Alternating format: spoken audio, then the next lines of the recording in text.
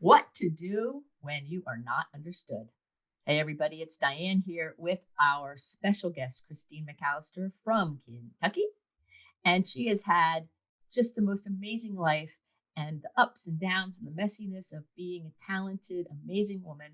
And she's here to share with us personal and professional things to do when you're not being understood. So, welcome to the show, Christine. Thank you so much for being here. Thank you, Diane. I am so excited and honored. Oh, I'm so excited that you're here. And I would like to start out asking you, has there ever been any time in your life where you've not been understood by people, where people kind of looked at you like the confused dog look, like, huh? I don't get you. I'd say most of my life, the majority of my life, maybe 95% of my life. Wow. So how old were you when, how young were you, I guess, when you first realized that, wait a second, I'm like different than those other people around me? Probably when I started school. I think my parents did a good job of cultivating my independence, my strengths, my uniqueness, my giftedness, all of these things that make me me. And then when I got into school, that started to trigger teachers who tried to shut me down because I was a bossy girl instead of like, oh, that boy's going to be a leader one day. Right. And so they called me the boss of the applesauce and shamed me in front of the class for trying to help. And I was also very, very sensitive, still am. Very, very sensitive, very, very empathic. And so what that did to me from the age of 5 was really go, it's not safe. It's not safe to be a leader. I need to be nice instead. So you ended up having to try to figure out how to squash that leadership part of you. Yeah, it would still come out, but I was very insecure about it because of what had happened, in those formative years. And because it didn't feel safe to be like basically the star that I knew I was born to be. I was singing on the church stage solo at 4, and it was like no big deal. And I was walking up to my dad's boss who ran this big law firm in DC, and he was 60 and I was 4. And I was like, do you want to play croquet? And everyone's like, what is that little girl doing? And that was just who I was. I never knew a stranger. I loved to perform and I had no fear. And that really has been the person that I have been working on rediscovering for the past 6 years or so. So let's talk a little bit about that shame you experienced. Because when you were telling that story about your teachers, I remembered when I think I was in 3rd grade. And I had an art teacher tell me that I couldn't draw and that I was a terrible artist and all of those things. And I'm very intensely sensitive and empathic. And it got in, from that authority figure that I didn't have any creativity, which is the furthest thing from the truth, right? And so I lived with that kind of shame until I was in my 20s when I started like unearthing it and doing the healing and rectifying the situation. And so what were some of the impacts that happened to you as a result of being shamed from such an early age, out from people outside the home? It wasn't like your parents did it. And, teachers a lot don't realize the damage they're doing. Yeah. I think I really found my niche, if you will, my box in being a classic high achiever and the oldest of 4. So where I got attention was getting positive recognition.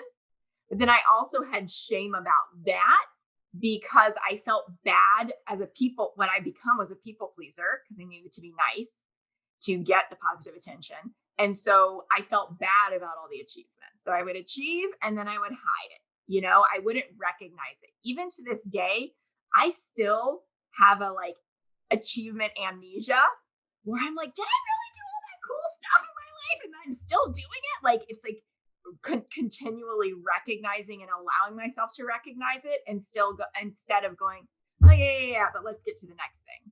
Right. Which I think a lot of us do. And so I think that it led to also a lot of anxiety because there would be moments when I would just do what I can remember. I was in this really cool, at the time they called it gifted and talented program, one day a week. and in elementary school. And I adored my teacher and like nominated her for teacher of the year later on. And she just was like the bright spot in my week. Right. And so I got to spend a day a week with her. And one time she sent me up to another classroom because the teacher hadn't sent her students down yet. And I can remember she's a South African woman. She was very intimidating. And so I went and I said exactly what my teacher had said to say, which was that, hi, I'm here to pick up the gifted and talented students for Mrs. Higdon's class. And the teacher said, well, all of my students are gifted and talented. And I was like, I was just doing what I was supposed to. I'm 8 years old. Do you know what I mean? So it was like that kind of stuff that I was like, I'm never sure. I'm never sure if I'm okay, because it was not okay to be me. And now I'm trying to be nice and then do exactly what I'm told. And it's still not okay to be me. So where does that leave me? Right? Just like looking for external validation, swimming in that sea and going like, I have these huge dreams of impact and changing the world. But I am like, I don't even know how to name my own emotions. How am I going to navigate this self-doubt, this fear, this anxiety, this overwhelm that comes with being a certain kind of person who's being attempted to put in a certain kind of box. Right. And then the boxes that you're trying to fit in to cope and manage didn't fully work. And so it's still just one big mess after the other. So how did it affect your friendships? Yeah.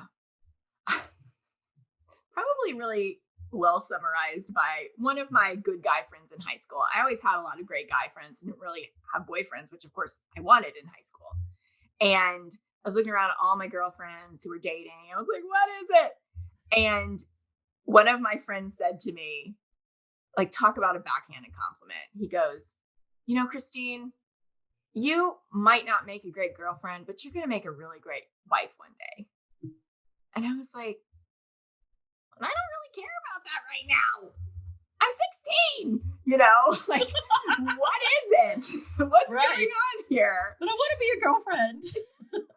So I had guy friends. I was a nice kid. I was never the popular kid. I was the kid that the popular kids would come to get help with their homework. And then like, they had nothing else to write in my yearbook at the end of the year, except like, thanks for helping me with my homework. And then one of them would see it and be like, oh, thank God we have something to say to her. And then the rest of them would write that in my yearbook. And I was like, okay, this is the relationship that I have with these people.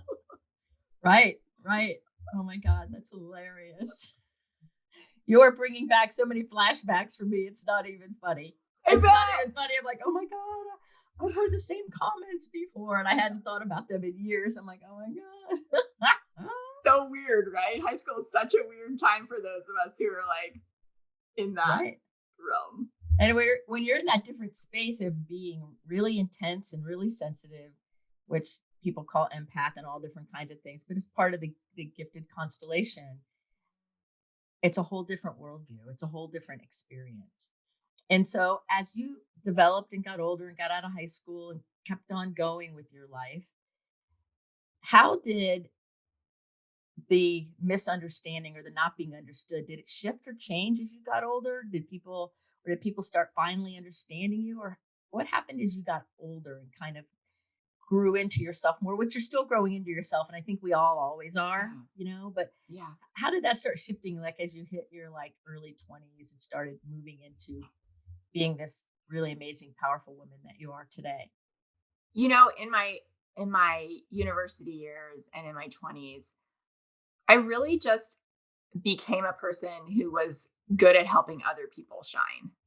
Mm-hmm. Even into my first business, my first job, I was a professor. That was not my plan, but it was offered to me and I was like, well, I don't know how to start my own business and I'm too scared. So I guess I'll say yes to this. Right. Which, I mean, hugely prestigious to become a university professor at a school that was at the top of the field that I was in at age 23. Right. At the time, it was like, oh, well, this is like the thing that I'm falling into because I never had intended to be any kind of a teacher. It's not what I'd studied. It wasn't where I was headed. And, even like in my first love, who I met in college and dated into my 20s, Um, he's incredibly like charismatic, gregarious, Mhm. life of the party.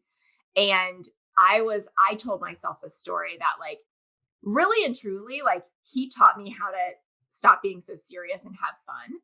And I will forever be grateful for that. And like he kind of mirrored who I actually was, but Nice. had like hidden away for so long. Like now, I would say you put the two of us in a room together, it's like we're both performing, we're both the life of the party, right? Mhm. We're both, but at the time I was like, oh, I'm content to let him shine. Like I'm the support because the stories of like how I grew up and, even like what was Mhm. modeled for me with a stay at home mom and like, full time working dad and like the gender roles, right?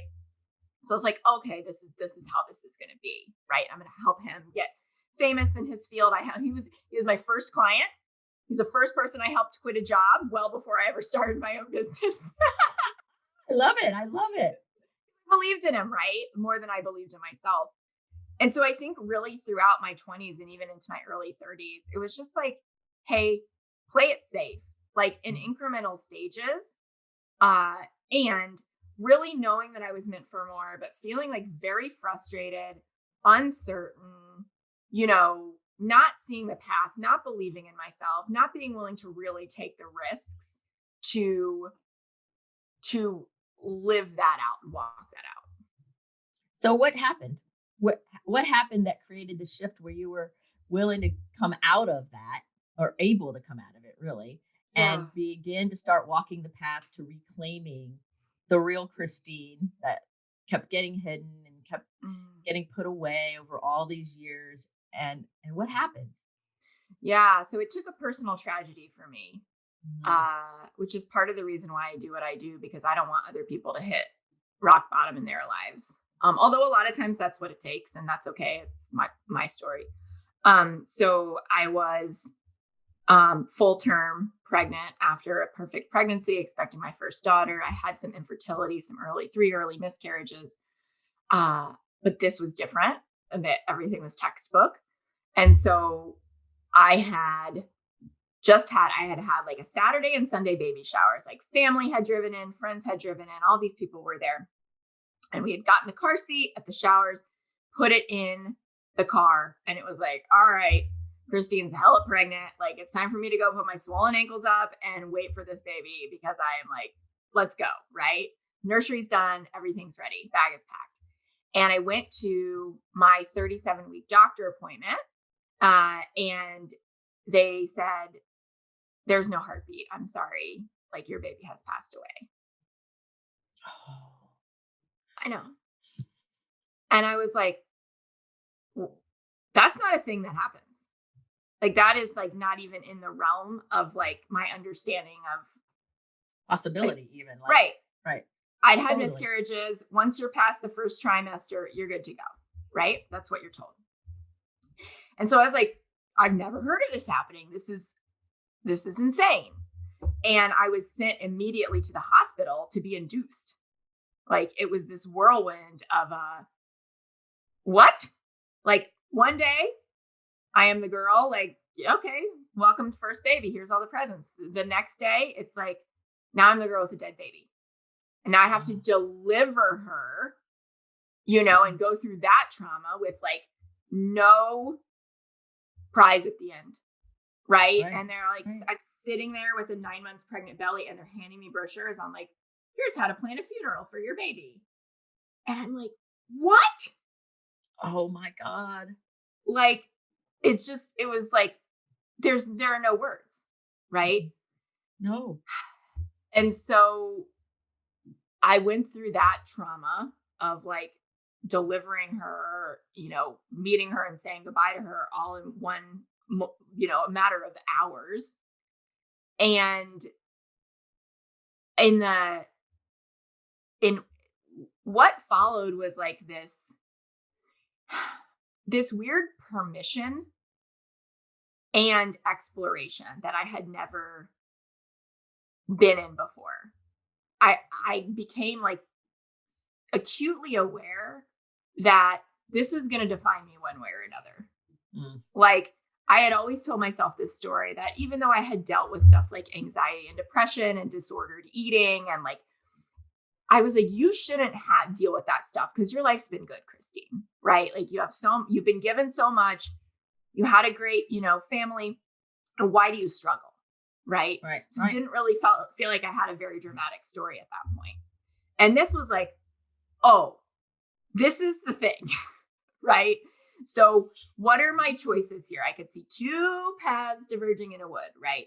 One of them, I was like, I get, and I do not judge why people lock themselves in their rooms and numb out with some substance, because this is the worst thing that I could ever imagine happening. I would much rather have died.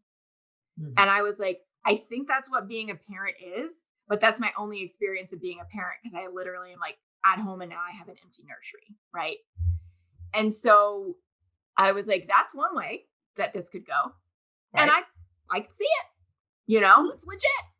Mhm. This trauma is not something you come back from very easily. Right. Right. Or it was like, I could use that grief, and I could use that anger, and I could use that realization that I have nothing to be scared of anymore, and go, screw what everybody else thinks. I'm here to make a legacy for her, because that's the only way I know to parent a Right. dead baby, and to like finally do the thing, figure out what the thing is, and like do the thing that I am here on this earth to do. Right. Right. Answer the call, I would say. Yep. Answer the call. Yep. I can finally Exactly. answer the call unadulterated and not being held back by anyone or anything, because I've already suffered the most unspeakable suffering like ever. Yep. Yep. Yeah. Yeah. Yeah. Totally. Totally. Wow. I have goosebumps. Whoa. Oh, bless your heart. So fast forward us a little bit. Yeah. How did you start? Well, we know what road you picked. Yeah. Right. Because I'm Right. here. Because you're here Summer. and you have a thriving business and you do really cool, great things. And so we know what road you picked because we have this part of the movie. So how did you pull yourself out of that? I just whoa. Yeah. Wow. And you have children now. I do. I have 2 living children. They're 4 and 1. And So my first daughter, Maeve, was born a little over 6 years ago. So then I somehow went through the insanity of deciding it was a good idea. Like, I can only blame hormones for this, Diane, honestly, of being like, let's go through that again. Let's try it one more time until they're out, and living with that. I really don't know how I did it. But anyway, it's done. I have 2 beautiful girls living, 4 and 1, super grateful. And now I'm closed for business, and I'm also super grateful for that, because that was a lot. 6 years, 7 years, trying to get pregnant, getting pregnant, nursing, weaning, getting pregnant again. Like, whoa. Right. So what happened in the immediacy was that maybe about 2 months later, I was running an online marketing agency at the time. I was booked out on referrals. I found some solace in my work because I enjoyed my work. Right. And so like when I needed to take a break from crying or needed to get out of bed, it gave me something to do that I really felt was helping other people, which is the reason I had done it in the first place. Right. And it gave me the ability to like grieve as I wanted and like leave my house because I didn't want to be around the nursery, camp out somewhere else. Right. So it had done a lot for me, and I had been running it for 10 years. And I knew there was another level. What it took for me to get started was about 2 months after I lost her, Mhm. I was super pissed because I was still in maternity clothes. And I was like, I do not need this reminder every day that like I was pregnant. I don't have a baby to show for it, but my body is still acting like I do. Right. And so my first glimpse of like, if I can do this, right, was Right. I hired my first coach for like $100 or something for a month to help me just like get fit again, and believe that I could do that and believe that I could accomplish this little thing for myself over the course of a month and like get out of these clothes that were pissing me off and get back into some sense of normalcy, right? Right. Which would be like my regular clothes. Right. So she helped me to do that. And right from from taking action comes confidence. And so I was like, okay, here's a small win that I've achieved for myself. And from there, I hired my very first business coach mentor to Mhm. do what I thought at the time was like scale my agency to, create more freedom, to create more impact and income, to be able to give more away because I really wanted to like support these organizations. We had created a Right. nonprofit in her honor. I wanted to be able to fund these organizations that had like helped us survive this. And what came out of that was really like pulling out my zone of genius, which was just part of what I was doing in the agency, which is the consulting piece, the teaching piece, the counseling piece, the like, all this stuff, Mhm. helping people match up like how they're wired with what kind of business to build, which frankly, I've been trying to talk to my grandma about and my cousin who could care less, right? And my aunt, and they're like, we're good. We're retiring from the job or we never worked or whatever. I'm like, no, you need to start a business, you know? And so my first coach helped me to see like how I could take that, package that, like talk to people who actually wanted to talk about Right. like creating their own freedom and doing it on their own Right. terms. Oh, it's so hysterical because I all the time we talk about multiple peer groups, and so when you're out talking to somebody who love you, but they're not the target person to talk to or the one in that right bucket. It's like they love you and they want to hear you and all of that, but it's irrelevant. It doesn't Yeah. matter. And so Yeah. they walk away frustrated. You walk away not feeling heard, and then it's just one big miscommunication, being Yep. misunderstood or not understood because everybody's meaning well. So you can be misunderstood even with everybody meaning well, Totally. with people Totally. not trying to cause harm. And I think a lot of times people think that some of the traumas and some of the things we have to heal are because somebody intentionally inflicted it. But not Mhm. all of it is intentional. Some of it is just not knowing any better or not Yes. realizing how what they say lands on us, especially because we're empaths. Mhm. Yeah. Yeah. Totally. Totally that. Totally. Totally that. And so that business coach helped you get stuff going. Yeah. Yeah. And so that was 6 years ago this summer. And so from the beginning, my business has been called Life with Passion, which was the name of in grad school, I did a documentary as my thesis project for PBS. And that was the name of that uh, documentary that aired nationally and won some awards. And so then when it came time to name my dream business, it had been a decade. And I was like, that feels right. So it was Life with Passion 2.0. Mhm. And my niche has changed over the years as like what I've done for myself and where I am on my journey has changed. But really like Right.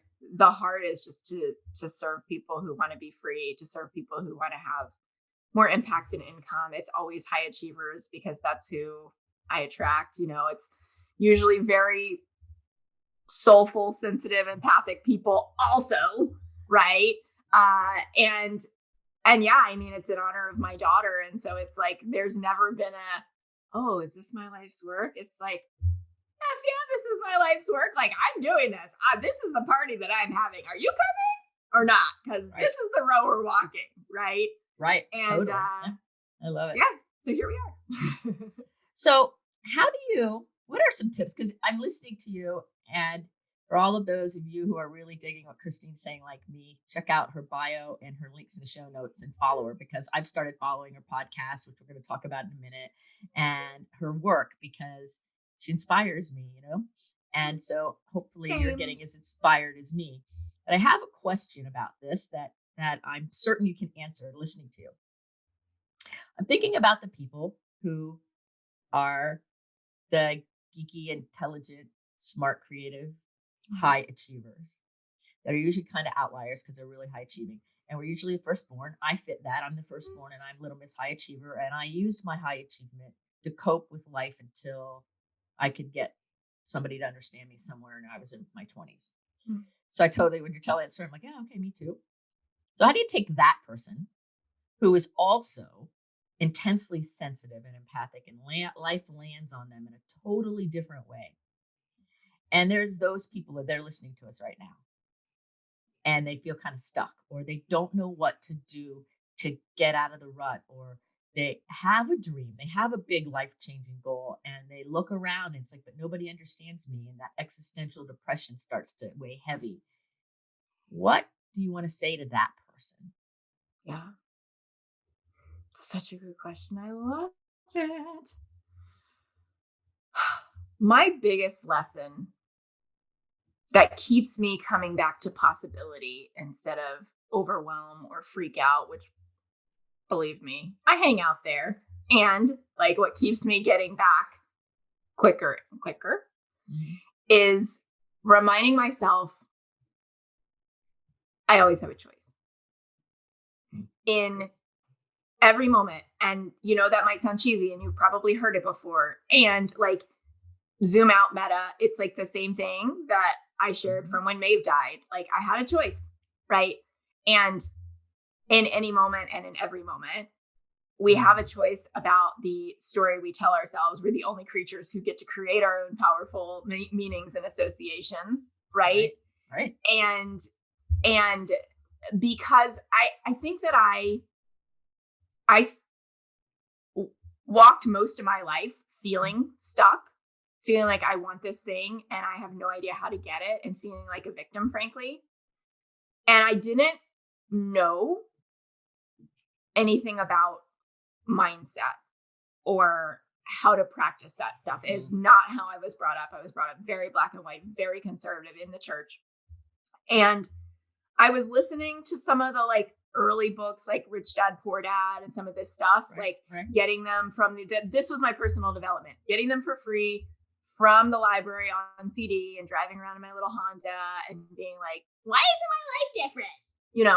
And like the path that I have been on since I started, surrounding myself with other people, mainly online, and like getting coached to within an inch of my life and doing this work and being in peer groups who get me, like it's opened up my eyes because most of the world doesn't live like this. Most of the world is not willing to get this uncomfortable and like get coached until they start sweating, or like for me, like you can see it a little bit right now, my neck is red because we're talking about like things that are important, or like get a pit in your stomach and like go for it anyway, right? Deal with your fear and not let it stop you, because it's not how we're wired reactively. And I think that the big thing for me that always helps me when I'm getting stuck is like coming back to your why. I think a lot of us are like, I don't want to be that person on social who's like putting everything out there and getting naked just to sell my business or whatever, or sell my thing, or, get the next thing. And I get it. And I think it's also like, it's about realizing that my mission, like people need to see me in a certain kind of way in order to allow me to help them live their purpose. Right. And so it's all in service of like my why and my mission. And if like, they need to see me do a thing or post a thing or whatever, it's not because I need the attention. It's because it helps me to like walk that out. And so it really becomes not about me, but about like the mission. And that always helps me because I'm so mission driven that I'm just like, what is it going to take? And then what's the easiest way? How am I wired to make it as easy as possible? Right. So being really clear on the mission, which includes the why, but it also includes the spiritual connection to it. It includes the emotional connection to it. It includes the peer groups. Yeah. It's just not an intellectual why, which a lot of people, I think that the why is intellectual. For me, my why is spiritual.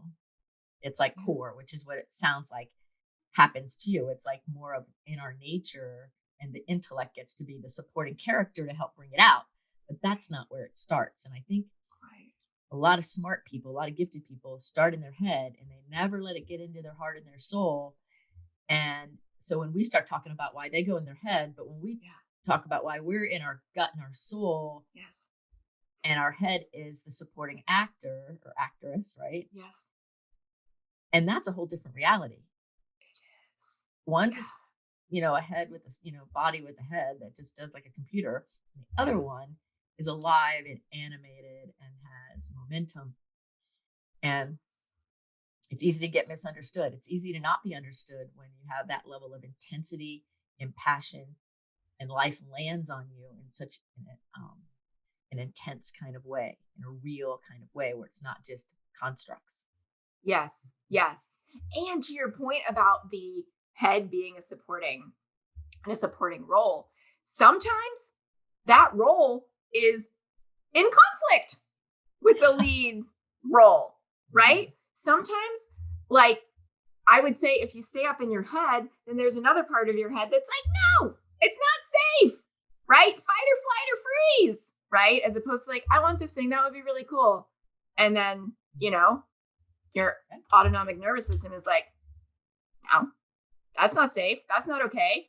Spins the stories of whatever. I'm going to be a terrible mother if I have a certain level of success, right? I can't have both. Or like, I'm going to have to work all of the time and I'm going to hate my life, or whatever we grew up with. You know how this is, how this works.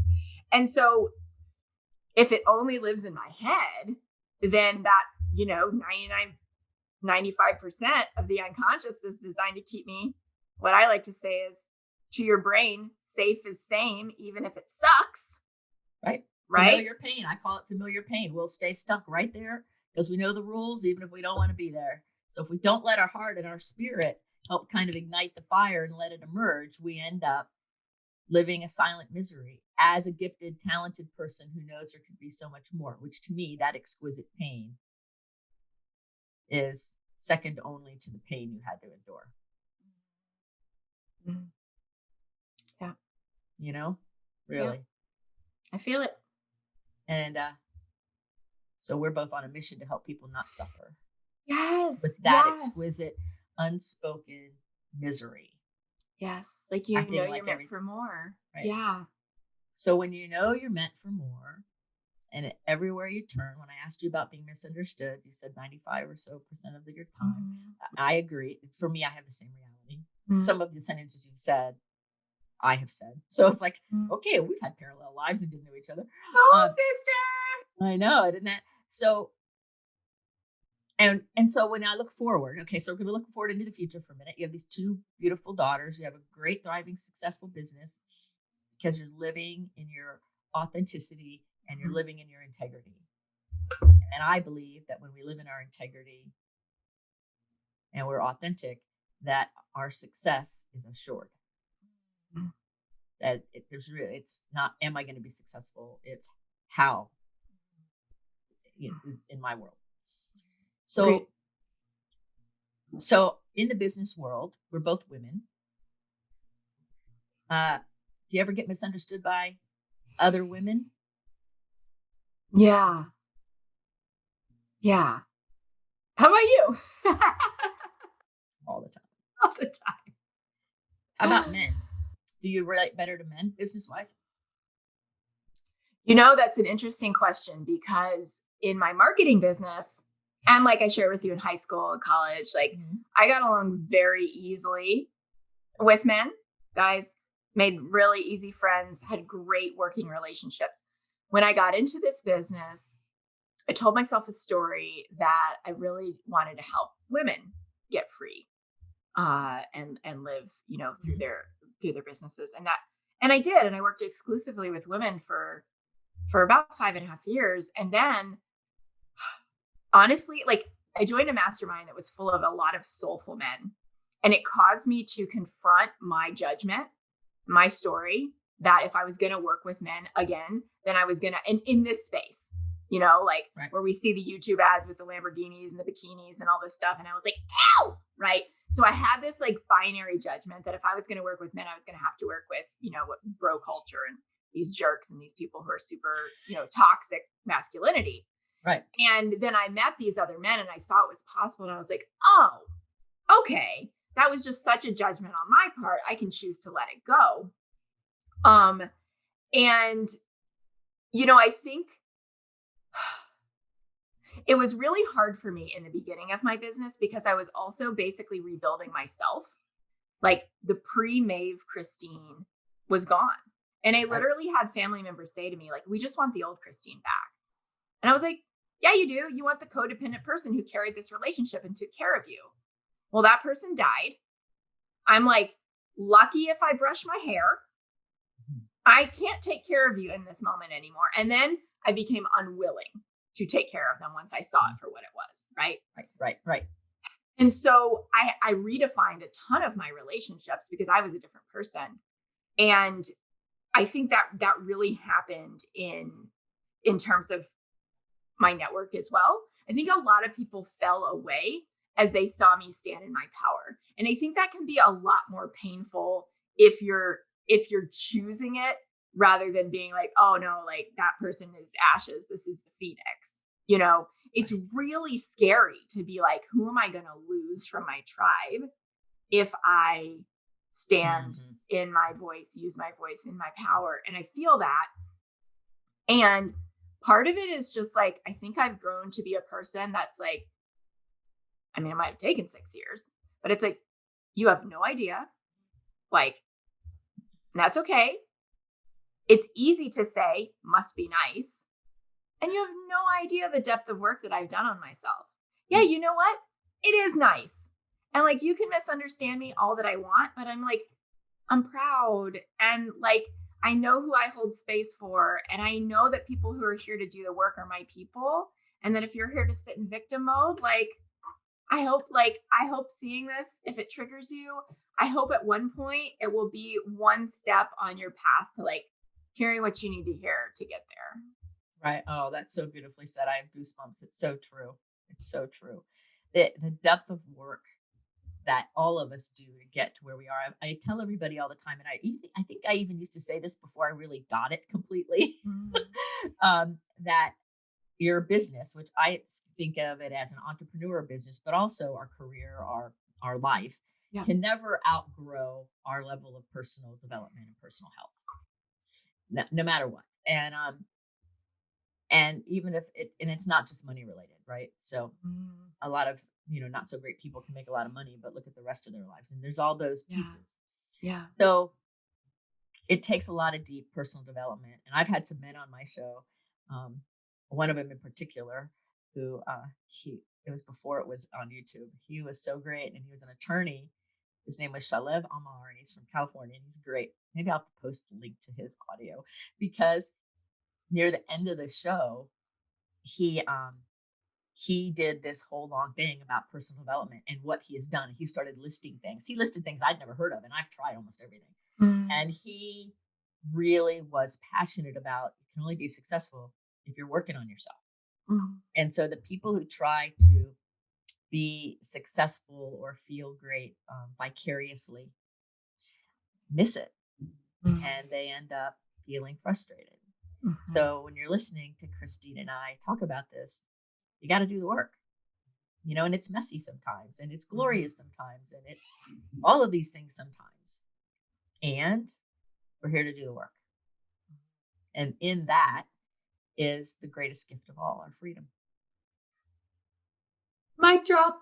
Dianne Allen, everyone. Oh, that was wonderful. So, now I have a couple other things. I'm not done with you yet. Perfect.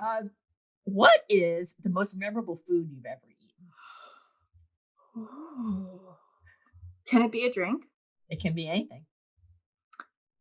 So I am sitting in the Rivoli Bar, which is this sunken, at least 100-year-old bar in the Ritz, London. And I have never stayed in a place like this in my life. I have never done anything like this in my life. It's like 5.5 years ago. And it felt so luxurious and just like, oh, stepping into this new version of myself. And the mixologist, because they're at the front of like all of the things, came over and we started chatting. And of course, I do what I do and made friends, right? And he recommended this drink that had violet air. And I was like, I don't know what that is. I don't know how it tastes, but I have to see, right? So they bring it to the table, and it is like in a beautiful gimlet glass. I love the shape of those. And it's purple, and it has a top over it with some kind of air, right? Like a mist or steam or something, vaporized. Right. And so they pull it off, and somehow it's infused into the drink, and it like goes into the air. And it was just this epic sensory experience, like a drink with air, right? Right. And he also brought us some samples of the other drinks that I was like trying to decide between. And one of them was like had buttered bourbon where they soak the bourbon in butter and then they skim it at the top when they freeze it. And so everything's infused. And it was just, it was this magical service experience. I'm not really much of a mixed drinks kind of person, but it's like one of these places where all of these famous people had been and you could feel it. You Yes. could Yes. feel the magic of everything Right. this place had seen over 100+ years. And it was the experience of being in that energy and like being able to connect with this person and have the conversations and have the kind Right. of sensory anchoring. Oh, that is amazing story. As you're telling the story, I'm like there with you. I love it. I love it. And so in the show notes, everybody, is how you can reach Christine and follow her. But I would like you to speak for a moment about your podcast. And we'll put a link to your podcast in the show notes as well, so people can follow you, because your podcast is amazing. Ever since I've met you, I've started listening to it. Same. And I love it. So I thought that you could tell everybody the name of your podcast and a little bit about it. So if they're really loving what you're saying, they also can connect with you, not only here on Someone Gets Me, but on your show as well. Yeah. Well, one of the reasons I love Dianne so much is obviously we're soul sisters, as you've heard, and we have such a similar mission with our podcast. So this is Someone Gets Me. My podcast is No One's Ever Asked Me That. And Dianne is going to be a future guest. So go ahead and subscribe wherever you listen so that you can make sure when Dianne's episode drops, where I get to turn the mic around on her, you can hear that conversation where I am known for asking people questions that no one's ever asked them before. So let's see if I can pull one on Dianne. That would be very good, because I hear that all the time. No one's ever asked me that before. Or I get the look away stare like, oh, that's a question. And then not very long ago, I asked a question to somebody and the response was, that's not fair. That question's not fair. And I left it in. It's in the show. It was a fair question, but it was just so cute, because that people think they come in with a script and an assumption, and I don't have a script and I don't do assumptions. So that's not the kind of experience. And I warn people. Yeah. So it all works. Yeah. So is there anything that you wanted to talk about today that I didn't ask you about or mention, that's on your heart you would like to share with everybody before I ask you your last question? Thank you for that. I think that the big takeaway for me, when you boil this all down, whether you want to be successful in business like us, or whether you want, to be known for a particular thing, career, life, whatever, is like conversations like this one are just the lifeblood, I believe, of a fulfilled career, business, life. Like that's building real connections with people that you feel drawn to. Right. That's what makes life fun. I mean, done. Right. Yep. And whether that's podcasting or whether that's connection calls or sitting across from someone and with tea, if you're allowed to do that right now or whenever, like it really can be so simple if we will just get out of our heads and stop trying to make it about all these complicated strategies and the next hot app or whatever. And just remember, it's always comes down to relationships. And it also happens to be how we're wired for fulfillment. True. Totally true. We're human beings, not human doings, right? Yeah, even though I struggle with that one, if we're being honest. Yes. Well, all of us high achievers are. We go between machine, being, being, machine, I get back and forth. And it's totally okay to be messy. It's totally okay to make a decision and screw it up. And it's totally okay to nail it and be great at something. All of those things are totally cool, because at the end of the day, it's are we living in integrity and authenticity? That's at the end of the day, that's what matters. Beautiful. So your last question of the Someone Gets Me podcast is, if there was going to be a billboard that you were going to put Christine's quote on for the whole world to see, what does that billboard say? I think I'm going to go with clarity and confidence come from action, not from sitting around thinking about it. Nice. Clarity and confidence come from action, not just sitting around thinking about it. And for those of you who've known me a long time, you know that action's my favorite word. And I have never said that to Christine. Nope.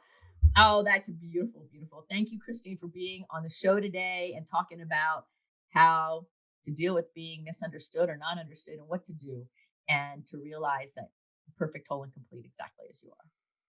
Thank you for spending time with us here today. I so appreciate it. Thank you for the opportunity. This was a blast. Oh, what fun. So remember, everybody, to keep your face to the sun so the shadows fall behind you because you are a rock star.